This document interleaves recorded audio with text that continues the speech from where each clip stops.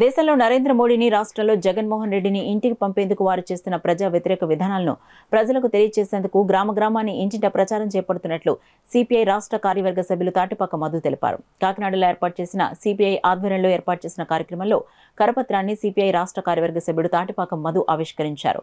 ఈ కార్యక్రమంలో సిపిఐ నాయకులు పాల్గొన్నారు. కాకినాడ జిల్లా వ్యాప్తంగా ప్రతి గ్రామాలకు కరపత్రాలు పంచుతూ కమ్యూనిస్ట్ పార్టీ నిర్మాణం కోసం కూడా తిరగడం జరుగుతుంది. ప్రధానంగా మోడీ ఈరోజు దేశంలో ఉన్న మత రాజకీయాలు చేస్తూ రాజ్యాంగ వ్యవస్థ నాశనం చేస్తూ ఓట్ల కోసం ఈరోజు మత రాజకీయాలు చేస్తున్నాడు. దీన్ని ప్రజానికం ఎవరు గుర్తించాలని తెలియజేస్తున్నారు. అలాగే జగన్మోహన్ రెడ్డి కూడా దొంగ ఓట్లతో దొంగ హామీలతో పరిపాలన చేస్తూ ఈరోజు ప్రజల్ని నట్టేట ముంచాడు. అందుకనే జగన్ మోడీ ఇద్దరు పోవాలి, దేశంలో ఉన్న లోక్సత్వం ఇండియా కూటమి రావాలని చేసి ఇంటింటే ప్రచారం చేస్తున్నాం.